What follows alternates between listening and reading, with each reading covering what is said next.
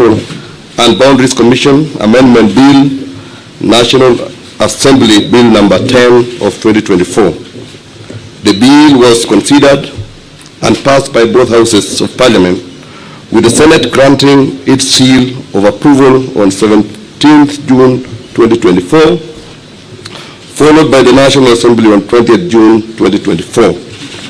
The bill establishes a roadmap for kick-starting the process of recruitment of the chairperson and members of the Independent Electoral and Boundaries Commission. Additionally, the bill expands the criteria for eligibility to serve as members of the Commission by adding expertise in accounting or information and communication technology to the existing professional qualification, which include electoral affairs, management, finance, governance, public administration, and law. Your Excellency, with both houses of Parliament having discharged their law-making mandate, Your Excellency, as the head of state and government, is most graciously invited to exercise your presidential prerogative as vested in you by Article 115 of the Constitution to assent to this legislation. Your Excellency, sir, permit me to now invite the Clerk of the National Assembly to convey the vellum copies of the bill for Your Excellency's presidential assent. The Clerk.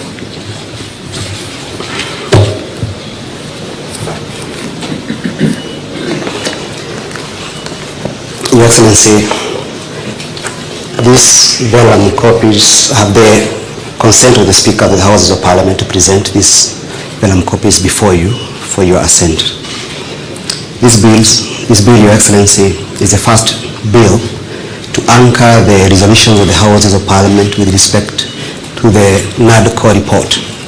You recall, Your Excellency, the NADCO report was authored by a committee which was led by the former Vice President, Dr. Kalonzo Musyoka, and the leader of majority party in the National Assembly, the Honorable Kimani Ichung'wah.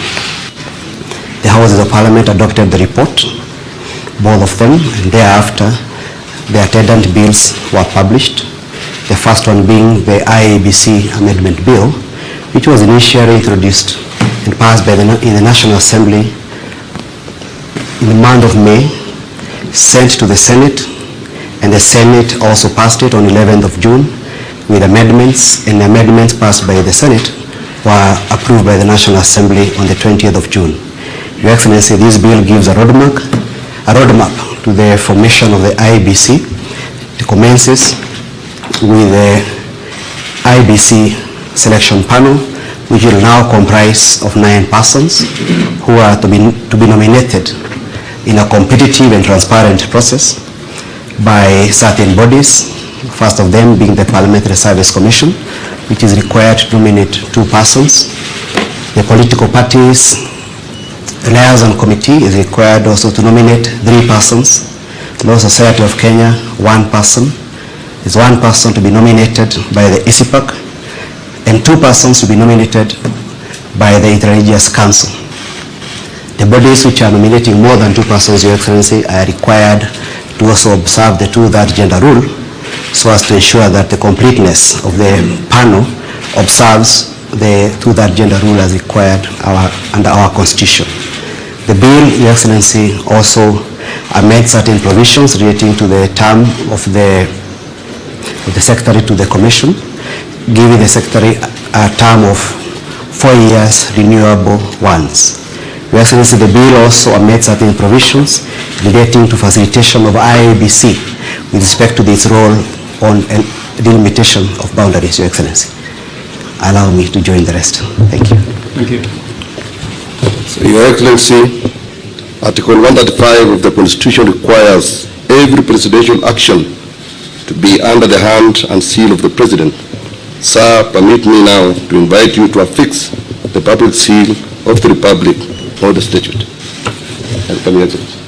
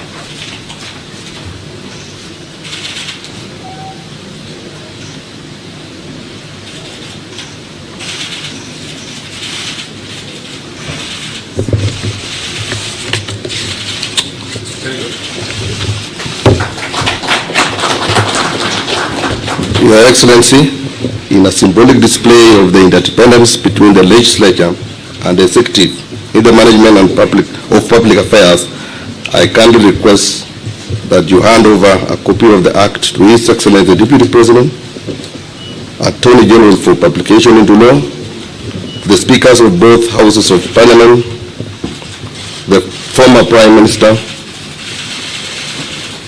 the former Vice President, as well as to the leadership of both houses from the majority and minority parties.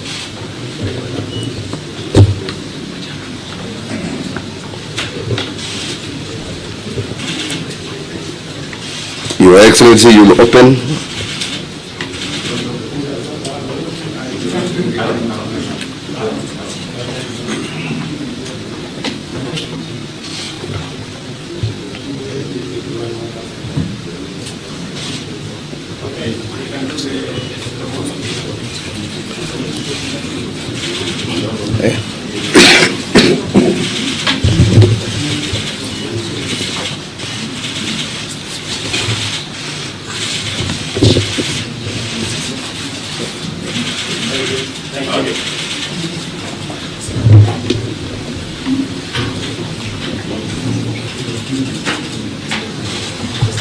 Your Excellency, you are most graciously invited to make a few remarks. I thank you, Your Excellency.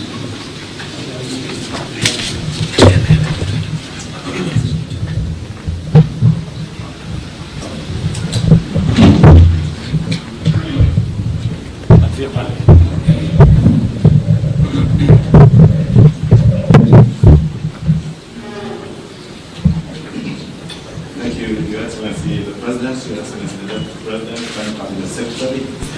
Your Excellency is the former Prime Minister and our former Vice President, all distinguished guests, including honorable speakers.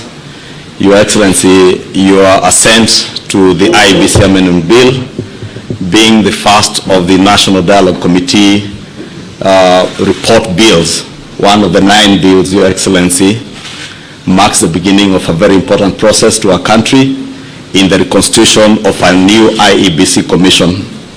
Your Excellency, let me take this opportunity to assure you and the country that all the other 8 bills that emanated from the NADCO report are in process in both houses. We had divided the bill between the 2 houses of Parliament, and I want to give all of you assurances of both houses that we shall expedite in the processing of these bills with top priority.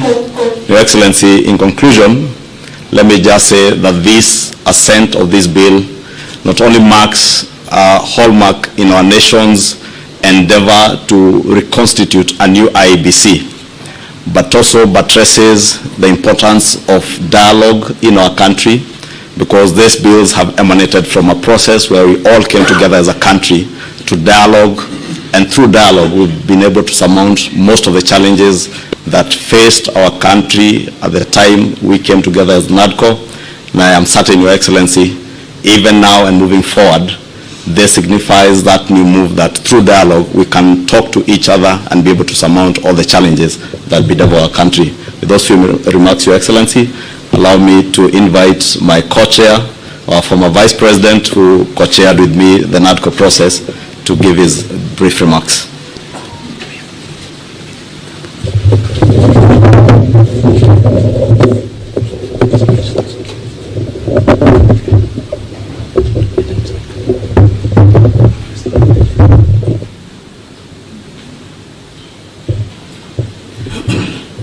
Mr. President, the Honorable William Samuel Ruto,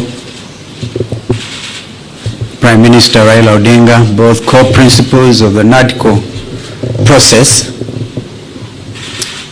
ladies and gentlemen, I didn't find it easy to come in here this morning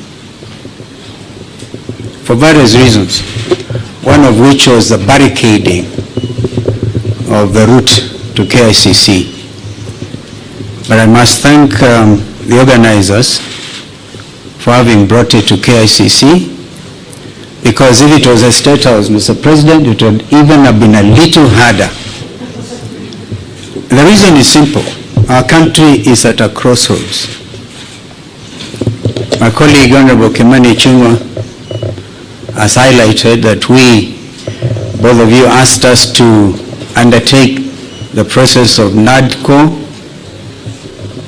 following the 2023 enactment of finance bill and the riots that took place, where we lost people, 75 of them, property was destroyed, and the country was in a state of a shock. We undertook that responsibility with gusto, and we are very open-minded. As Azimio la Umoja One Kenya, our number one topic was the high cost of living. Kimani and the team on Kenya Kwanza convinced us that it was a government responsibility and the opposition had nothing to do with discussing the high cost of living. I hope that in the light of recent developments, my friend Kimani would have revised that thought. Because again, 2024, Finance Act and the riots, and again we have lost 41 young Kenyans. This time they came in the form of Gen Z, but they are Kenyans. They have a right to belong. In fact, they are carrying the national flags. They have done it better than we did when some of us nearly got killed. Mr. President, I want to urge that we look at our country afresh. There's no way we can wish away the Gen Z revolution. And if we were to begin to be honest with ourselves, perhaps we need now to go back to Bomas, because during the presentations, Kimani and Cheruyot may remember, and Wandai was deputizing me, that a lot of Kenyans wanted us to open this space. The space has been opened by Gen Z. I wish we had moved with speed. It has taken inordinate delay to get to where we are today, to get the first product out of NADCO. And I'm not so sure, my friend Kimani, whether it is expected of us to even fast track the other 8. They have to be juxtaposed by the reality of the country and this new revolt. If we are not careful, all of us will get thrown out by the Gen Zs, because they say we have come of age. You say that we are leaders of tomorrow, we are leaders now. We can't wish them away. Therefore, I want to urge that we now look at the whole thing. For example, we have now set up the process of nominating new commissioners. We made it very clear that both you, Mr. President, Mr. Raila Odinga, the Prime Minister, will have to agree on, perhaps most importantly, on who becomes the chair of the new Iebc. That principle of consultation was inbuilt, and I thank my colleagues because we didn't have to struggle much to agree. But now is the time. The country is at a crossroads. Can we, for a beginning, even in order to bring the country to normalcy, can we, Mr. President, order the Inspector General of Police, if he doesn't resign, can he remove the police from the streets? Can the army get out of our streets and back to the barracks? I thank you.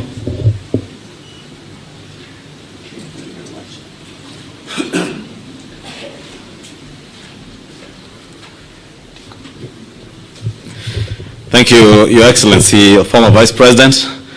I now have the honor to invite the former Prime Minister, Your Excellency, Honorable Raila Odinga, to give his remarks, and thereafter invite His Excellency the President.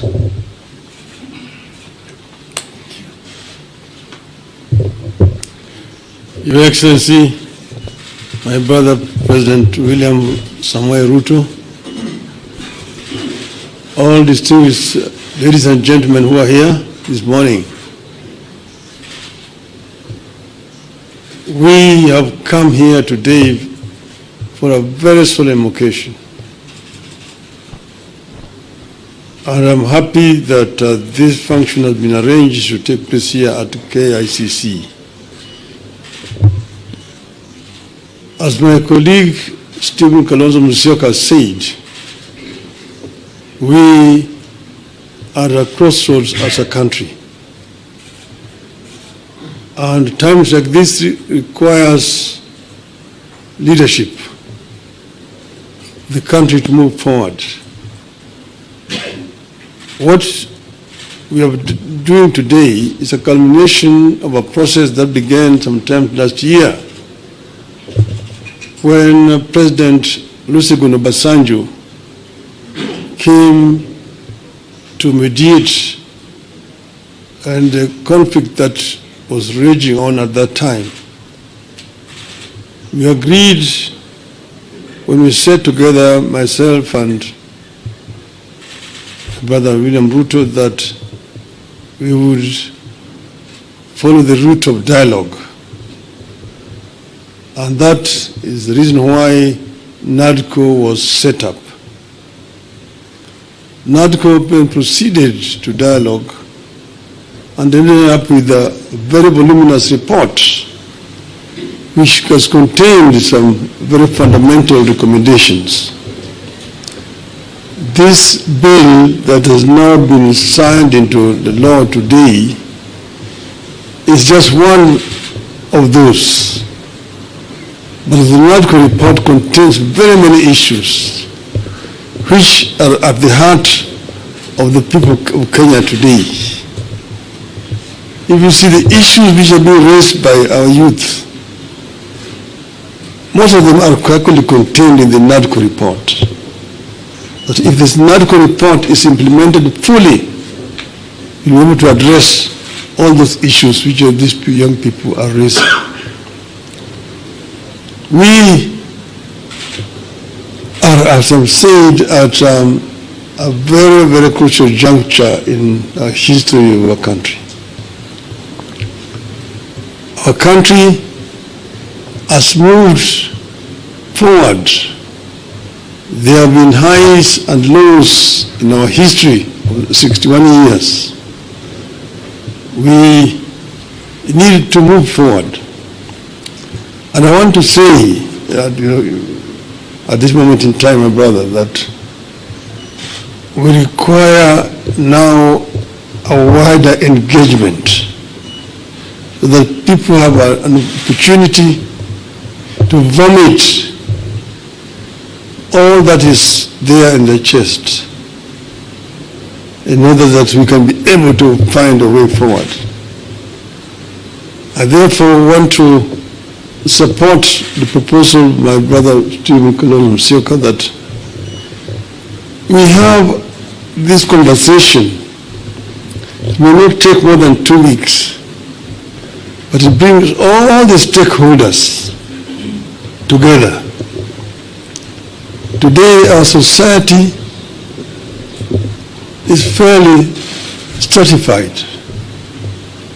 There is 70% of our population is below the age of 35, the youth. If you say that between 35 and 18 constitute about 40%, we need that 40% to be present when this dialogue is taking place. And then the rest can fill the rest. And then we just talk about the Kenya we want. The Kenya we want convention. Out of that will come out recommendations that will help us to resolve this issue once and for all. And that will be my proposal, Your Excellency. I think that Kenya deserves better. The issues of employment, the issues of discrimination, the issues of corruption, the issues of gender, and so on, are issues that need to be addressed in a wider forum. I think that it is possible to do. It is possible if there is a will to do it. And then here again, the IEBC is a very important institution. It's not the first time we've had issues with IEBC. If we find a solution to this issue of IEBC, it will be on the way to resolving very many issues in our country. You will remember in the last elections, the whole world was stunned when we saw an electoral commission that was completely divided. Some saying one thing, others saying one thing. You may be happy that, the other group ruled in my favor. But what example we show the world as a country? That in the process of very important exercise, the commission is divided. Nobody knows whom to believe up to today. It is a shame on us. And we're sure that we have got men and women here in this country who can actually do a better job. And that will help to unify this country. Last year we lost 75 precious lives. This year we lost another 40 lives. To say nothing about those who have been wounded, have been hurt. We must prevent this from happening in our country. We should not allow this to continue happening cyclically. Let us find a lasting solution to this problem. We are ready to engage so that we find a solution to this problem. As Azimio of Kenya. With those many remarks, Your Excellency, now may I have the pleasure to invite my brother, President William Ruto, to address you. Thank you. Thank you. I think before I make just a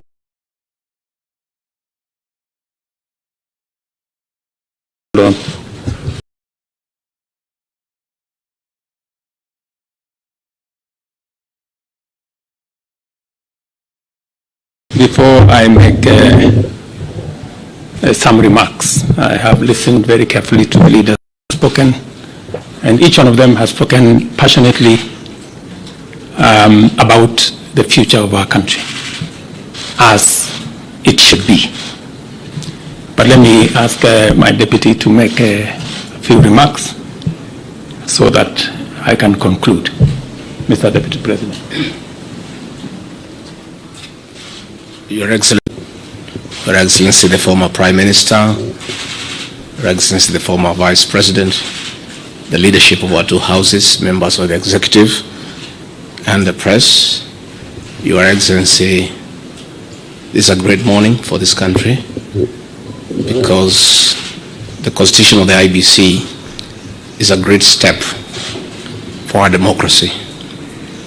I want to thank you for the leadership that you have accorded this country in difficult times, and you are acceding to have the report that was bipartisan is a great step in the right direction in this country. In the situation we are in, we want to call upon the people of Kenya that violence begets violence. Now that the President has accepted to have a discussion with our young population, with our leaders, we call upon the people of Kenya to give dialogue a chance, to give consultation a chance, get off the streets, stay away from destruction of property, because Kenya is greater than all of us. And I think, Your Excellency, you have the capacity to lead us in that direction where there is consultation and all Kenyans are able to agree on the way forward. With those few remarks, it's my duty to ask Your Excellency to address the country. Thank you. Thank you, Mr. Deputy President.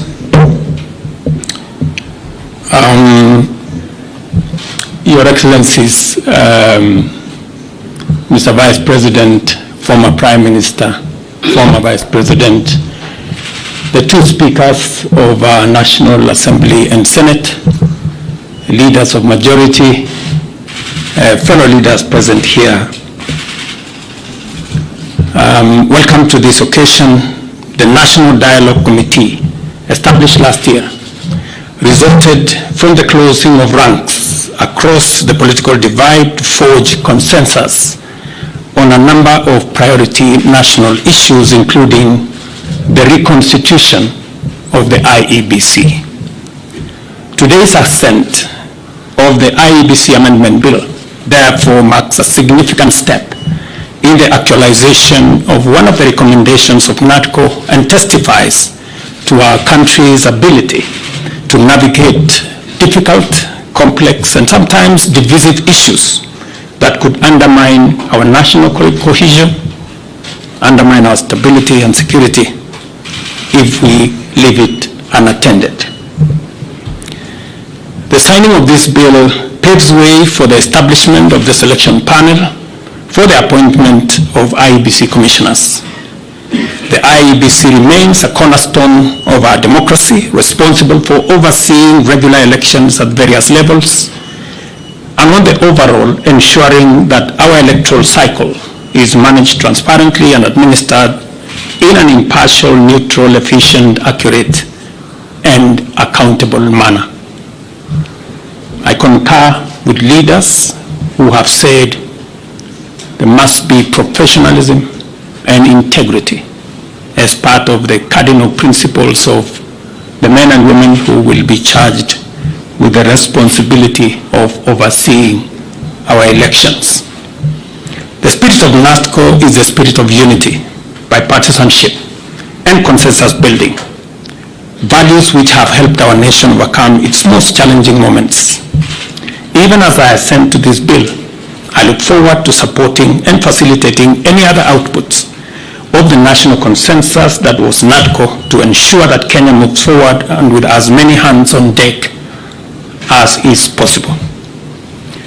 The leadership of Parliament, both on the majority and minority sides, have heard what the leaders here have said, and they should proceed with dispatch and expedite the other recommendations that are contained in the NATCO report and process the necessary bills and interventions that are necessary for us to actualize the output of that report.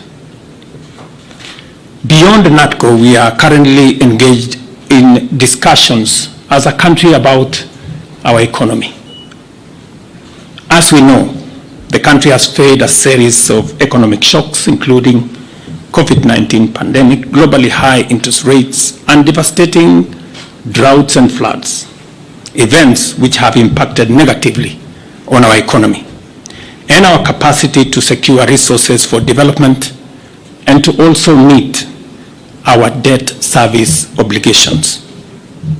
In the last 2 years, we have put in our best efforts to mobilize domestic and external resources to accelerate our economic program, pull the country back from the danger of debt distress, and set us on a path of economic transformation. These efforts have strengthened the Kenya shilling, reduced fuel prices at the pump, and lowered the cost of living, including the cost of essential household commodities. This year, my administration presented revenue-raising measures through the Finance Bill 2024, which were aimed at not only consolidating the economic recovery program, but also propelling the country to the next phase of investing in key social and economic infrastructure projects to advance our development agenda and reduce on our debt burden. However, many voices expressed disapproval of these proposals, leading me to drop the bill and terminate the process. It therefore means that apart from the people of Kenya asking us to consider alternative means of raising revenue, which I agree with, there is general consensus that the country requires to confront and address long-standing priority national issues, including national debt, public expenditure, and anti-corruption measures, so as to release resources for creating opportunities, creating jobs, and creating wealth. As a way of charting the future from the current situation we are facing, I welcome all the leaders here, and I have heard what they have said this morning, and all other stakeholders working together for us to address the current economic situation through a broad-based political arrangement and to rally the country forward, as has been said by the former Prime Minister. And therefore, we have yet another opportunity as a country, Kenya being the resilient people we always are, to come together and figure out the future of our country in a manner that makes sure that we address the existential challenges and threats that face our nation. And that's the reason why I set up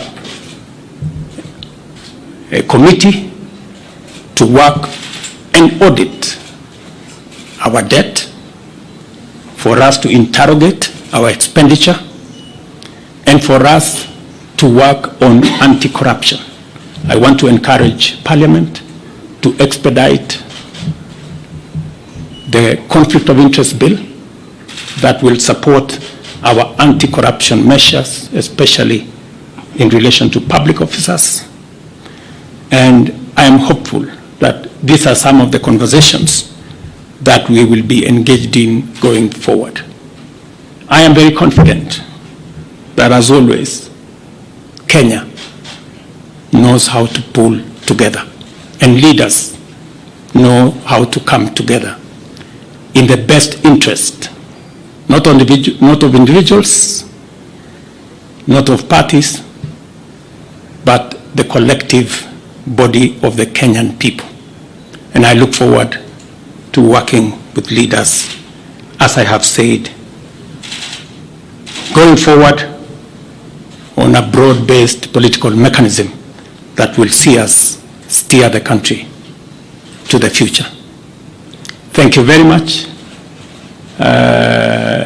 to all the leaders here. Asanteni sana to the people of Kenya. Wish you well and God bless our great country. Asante.